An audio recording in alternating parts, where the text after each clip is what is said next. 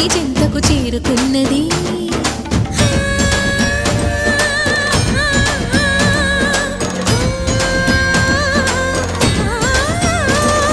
భవుని భువికి తరలించేలా, ధరణి దివిని తలపించేలా